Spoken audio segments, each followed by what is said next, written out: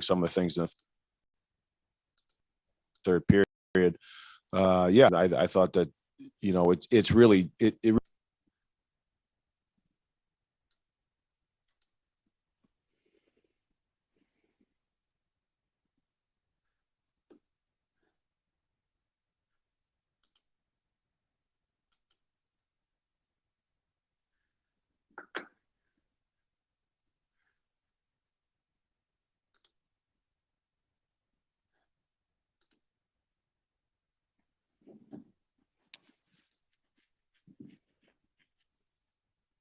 and then I think, regarding some of the things in the third period, yeah, I mean, I thought that, it's really, it really comes down to two things. I thought some of the combinations looked good. I thought some of the guys.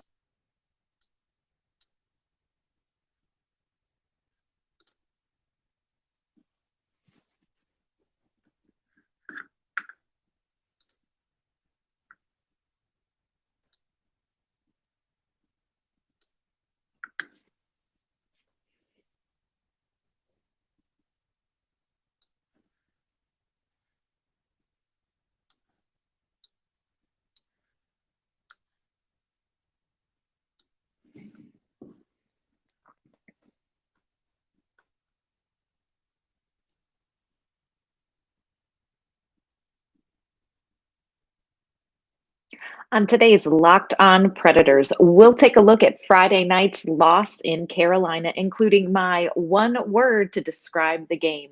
And what exactly was John Hynes doing in that third period? We'll talk about that. And it's Monday. You know that means plus minus. What went well this week? What could stand to have a little improvement with the Nashville Predators? And we celebrate the glorious week of February and take a look back at one of Pekka Rinne's most amazing contributions to Smashville.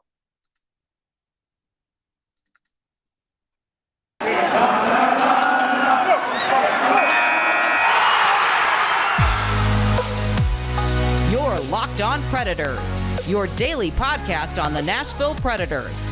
Part of the Locked On Podcast Network, your team every day.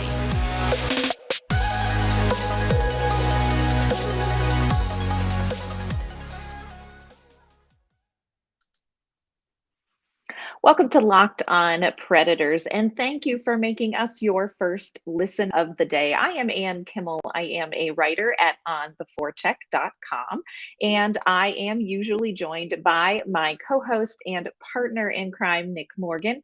But Nick is off today, so I'm going to be flying solo on this Monday morning.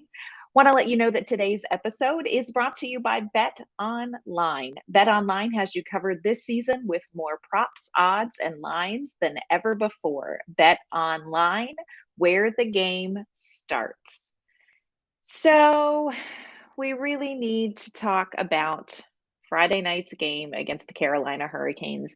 On Friday, Nashville fell to Carolina 5-3, extending Nashville's losing streak to 4 games in a row. This is a tough one, friends.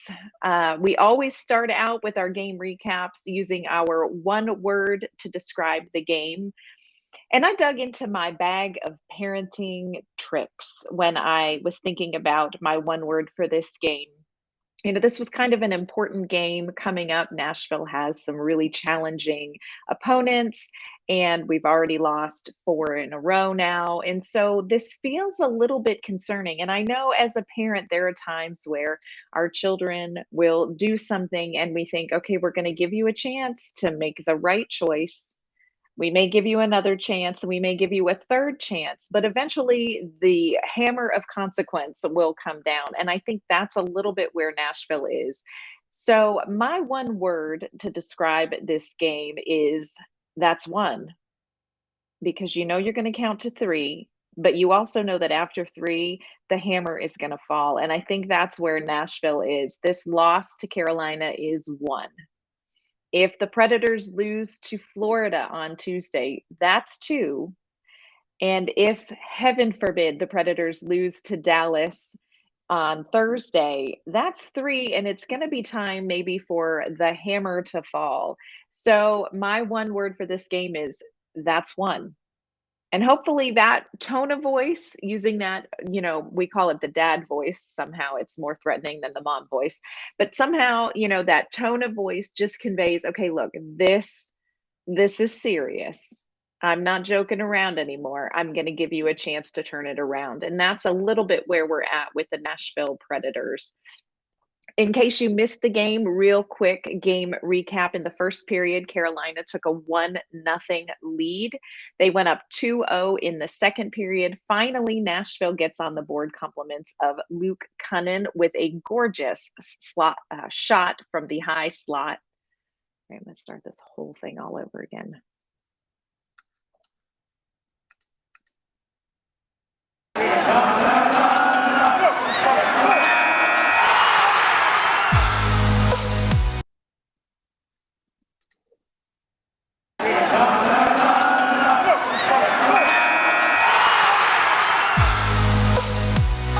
Your Locked On Predators, your daily podcast on the Nashville Predators. Part of the Locked On Podcast Network, your team every day.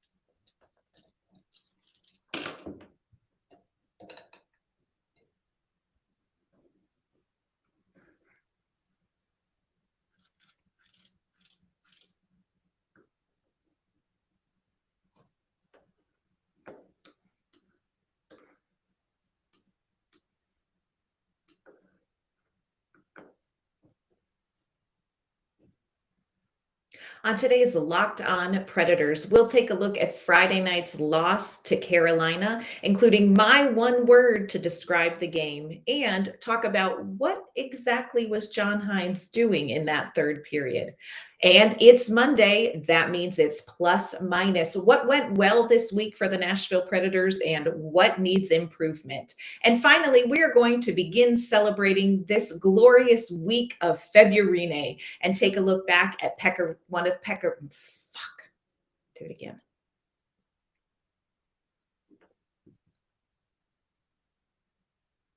On today's Locked On Predators, we'll take a look at Friday night's loss to Carolina, including my one word to describe the game. And we're going to talk about what exactly was John Hynes doing in that third period. And it's Monday. That means it's plus minus. What went well this week for the Nashville Predators and what needs improvement? And we are going to celebrate this glorious week of February. We're going to take a look back at one of Pekka Rinne's most amazing contributions in Smashville.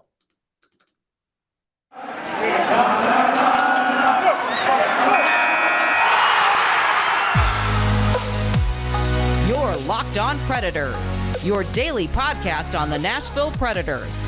Part of the Locked On Podcast Network, your team every day.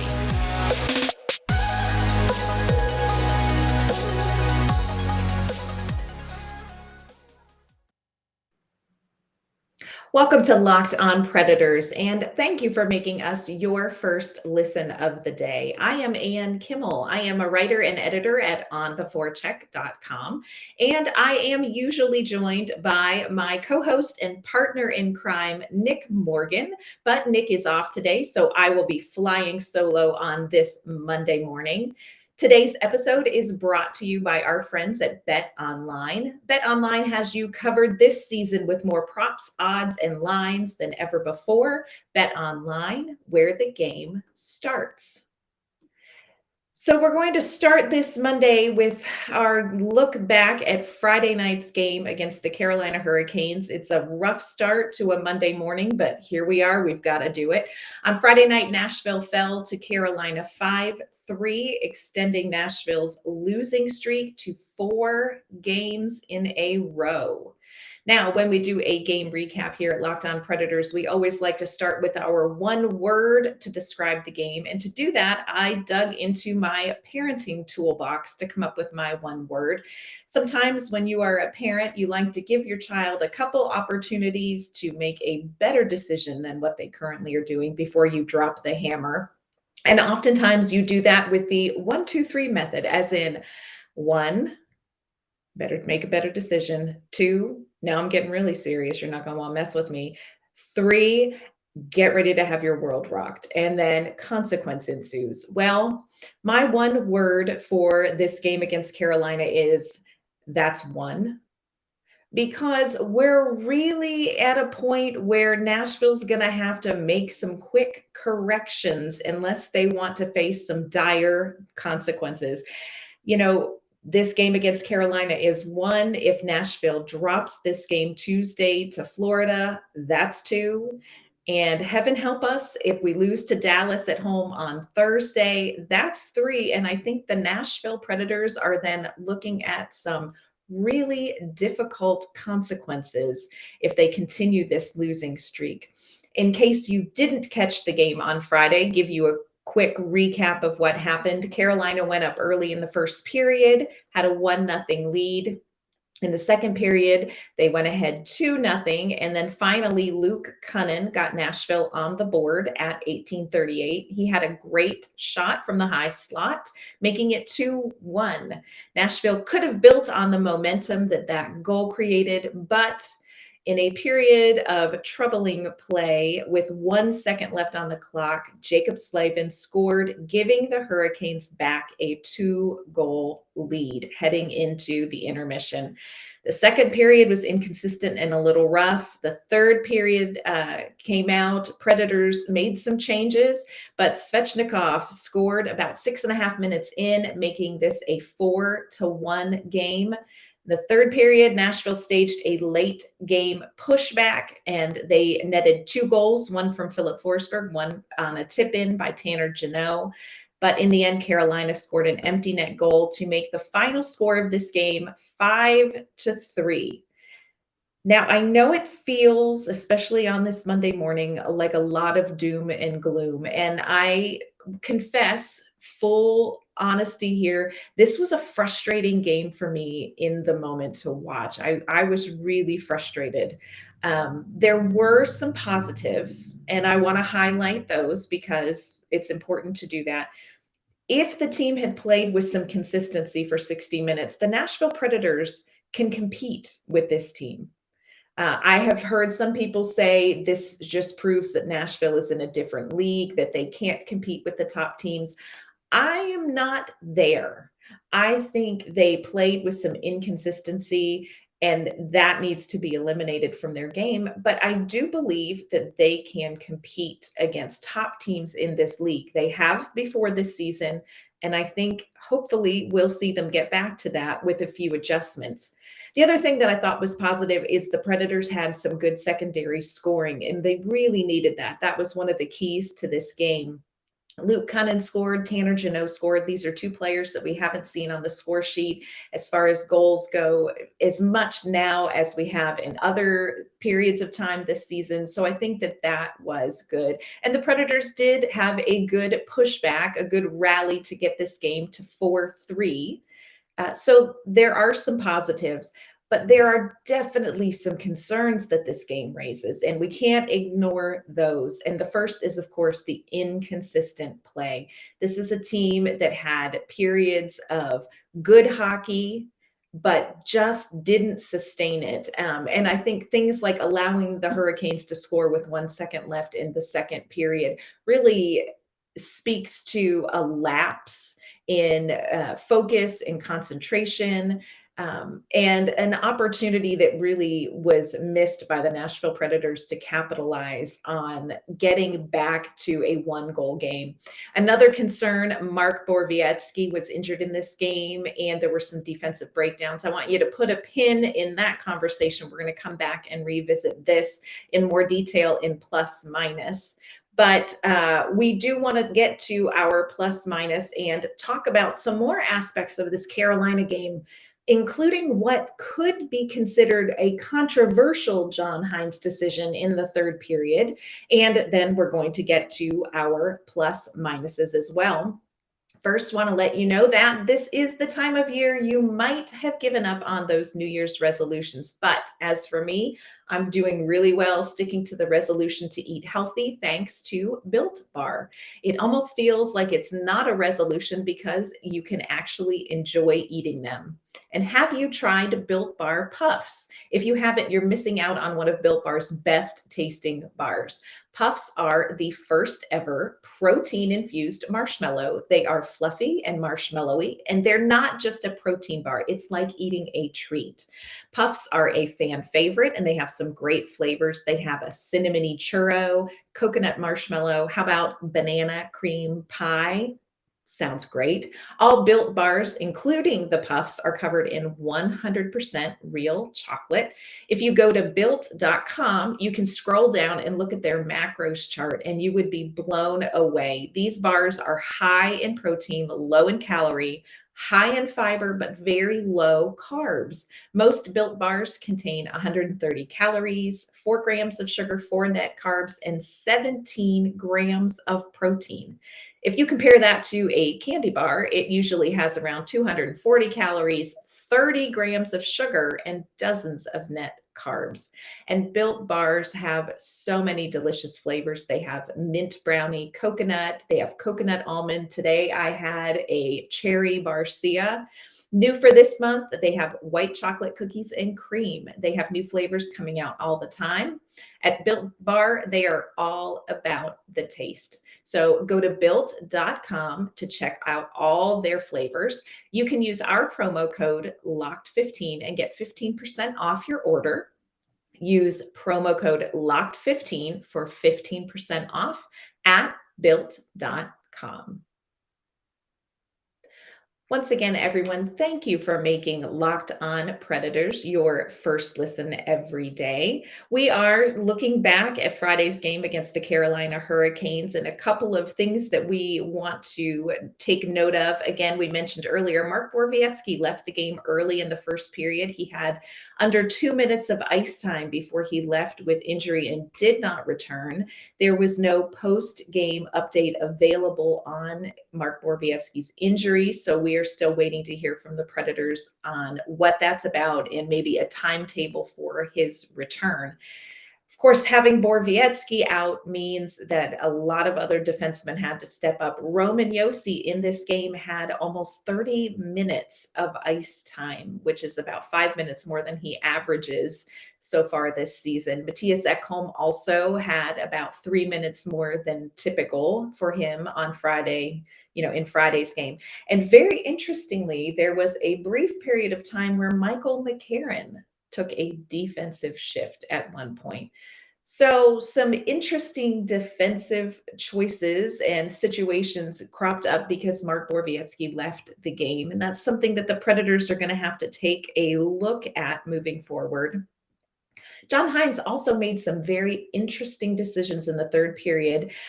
Some could be considered controversial. I like to think of them more as a little more YOLO, but he mixed up the lines coming back in the third period. So the third period lines, instead of what we are all very used to seeing, lines that have been set and well established for a while now, we saw Forsberg with Sissons and Jeannot. Cunnin and Johansson were joined by Phil Tomasino. Trennan and Granlund and Duchesne were together, and Smith, McCarron, and Tolvanen were a line. It was a very interesting choice. It definitely seemed to spark something for the Nashville Predators and for the offense. But what did John Hynes have to say about these line changes post-game when he was asked about them? Let's take a listen.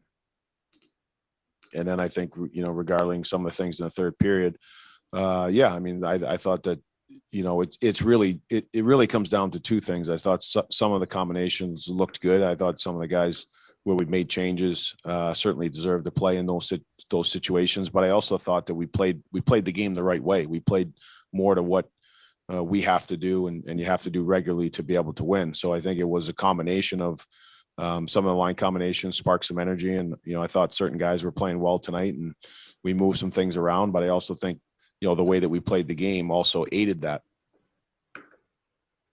So some interesting insight from John Hynes on his decision to switch up the lines. And I think he makes a good point in that while it looked like the line changes were what sparked the offense, and I think for a few players it did.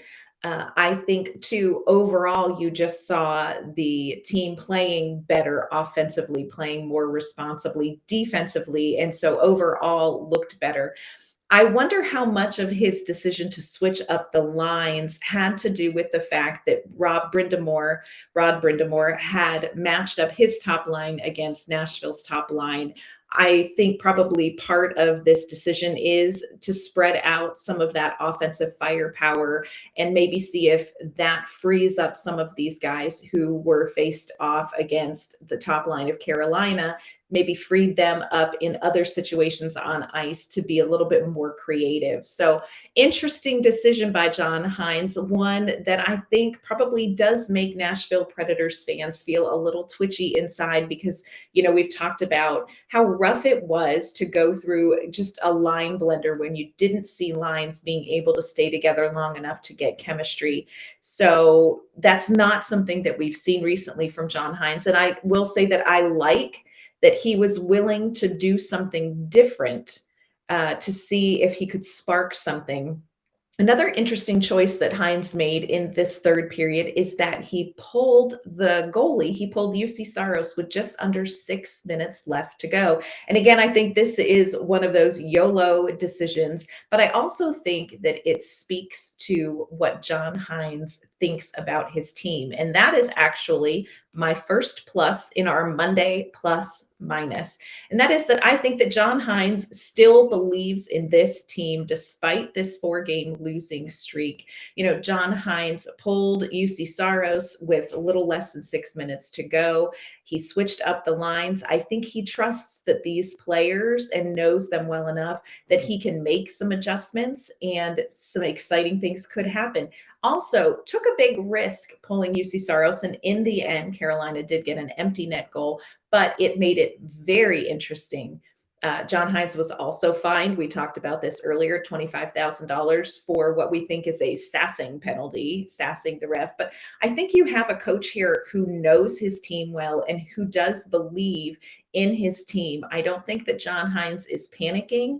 I don't think that he has overestimated this team. I think he has a good pulse of what's going on in this team. And so for me, that is a huge plus, despite the fact that we've lost 4 games in a row. Now, our minus for the week shows a weakness in defensive depth. With Mark Borowiecki being injured on Friday, we talked about kind of how the Predators adjusted on the fly.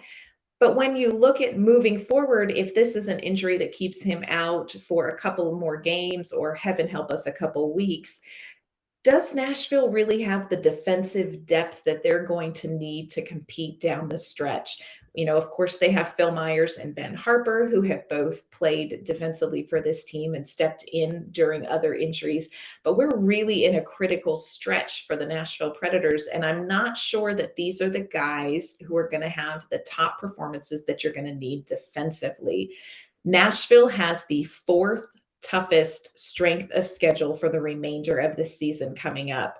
So this begs the question, is David Poile, depending on Mark Borowiecki's injury and the prediction for how long he'll be out, is David Poile going to need to shop around for a defenseman? It's not something I thought I would say. It feels like we had a lot of defensive depth in the pipeline, but for some reason, it doesn't seem like Nashville is really committed to reaching down and bringing up some guys from Milwaukee who maybe are ready for some experience. So definitely a minus for me on the defensive front. A plus, Mark Borowiecki. He gets a plus and a minus this Monday. It's just his week. Nashville Predators announced that they signed Borowiecki to a 1-year, $900,000 contract. I think this is a great signing. We have talked about it on the show when it happened earlier in the week. Mark Borowiecki is an identity guy. He absolutely embodies the way that Nashville wants to play. This is somebody who is all in for his team. He is a solid pairing with Matt Benning. The two of them together, when they are healthy and can play together, have really improved dramatically from last season where Boro struggled some, but they've really come out and been a real strength for this team on that third pairing. Have to keep our eye out to see if we get Boro back, but glad to see that we signed him. He is thrilled to be in Nashville, and I think it's definitely a plus for Nashville to have him back as well. Another minus, got a minus this one, giving up power play goals. We were 3 of 8 this week on the penalty kill. And the one that really hurt was the Alex Ovechkin goal from his spot, his office. You know exactly where I'm talking about. You wonder, how does that happen? How does Alex Ovechkin end up by himself in that spot? Well, he did, and he scored. So this is concerning. On Thursday this week, we are playing Dallas. Dallas right now has the 6th best power play in the league. Florida tomorrow night, they are ranked 15th. So they have, some strength there too. You just cannot give away easy goals, especially in this part of the season. And when the Predators are struggling to get back in the win column, this is not an area to be weak in. So we're going to need to shore up that penalty kill, limit the power play goals. And, we could just stay out of the box, just throwing it out there. Now, as a Hawktimist, we can't possibly end plus minus this week on a minus. And so I am going to share with you a huge plus for Nashville. And that is the fact that the GOAT has landed. Pekka Rinne is back in town. They will be retiring his number 35 jersey on Thursday against Dallas before the game. And that's going to begin at 6. Just make sure you don't show up to the game at 7 and think you're going to catch Pekka Rinne's jersey retirement. That's at 6 o'clock. But Pekka is in town. If you felt just a rush of joy and goodness flood over you, that's because the GOAT's back. Pekka's back in town. Coming up, we're actually going to talk about Pekka Rinne. We are going to be celebrating this week. We are not calling it February. This is a glorious week of February. And we're going to talk the retirement of Pekka Rinne's jersey coming up. And we're going to take a look back today at one of his most impressive contributions to the Nashville community. But first, this episode is brought to you by BetOnline. Football might be over for the season, but basketball is full steam ahead for both pro and college hoops. From all the latest odds, totals, player performance props to where the next fired coach is going to end up, BetOnline.net is the #1 spot for all your sports betting needs. BetOnline remains the best spot for all of your sports scores, podcasts, and news this season. And it is not just basketball. BetOnline.net is your source for, of course, all things hockey. They have boxing and UFC odds, right to the Olympic coverage and information. So head to their website today or use your mobile device to learn more about the trends and action. BetOnline, where the game starts. So this week, we are celebrating the great week of February, the week where we celebrate all things Pekka, which could, of course, be entire episodes in and of themselves, especially with me. He is one of my very favorite hockey players ever. But today we are going to take a look at one of his off-ice contributions that has really been so important for Nashville. In 2013-2014, in that season, Pekka Rinne and then Captain Shea Weber partnered with the Nashville Predators Foundation to launch the 365 Pediatric Cancer Fund. This is a fund that raises money and awareness for pediatric cancer research, and they work very closely with Monroe Carroll Children's Hospital right here in Nashville. Right now, they are working to raise $36,500, asking fans to donate $35. We're going to put a link actually up on our Twitter page at LO_Predators. If that's something that you want to take part in as we celebrate Pekka Rinne. You know, Pekka shares a lot about the community work that he has been able to be involved in, and it really has been, you know, in his words, a blessing for him. But this 365 Cancer Fund has really been a way for him to feel like he is making a big difference. They have raised over $3 million in cash and in experiences for Monroe Carroll Children's Hospital. If you have ever had a child facing cancer, it's a really challenging time, and you want answers and you want solutions. And this is an investment that Pekka Rinne and Shea Weber have made, and a commitment that they have made, both of them, to really invest in pediatric cancer research. And so one of the greatest things that Pekka has done off ice is his investment in the 365 Pediatric Cancer Fund. And again, we're going to put a link up on our Twitter page, LO_Predators. If you want to donate $35 this week in honor of the GOAT, Pekka Rinne, and his jersey retirement, that would help towards their goal of raising $36,500. So we're going to do that today. That's all we have on today's show. Tomorrow, we are going to take a look at this really tough Florida Panthers matchup coming up tomorrow night. And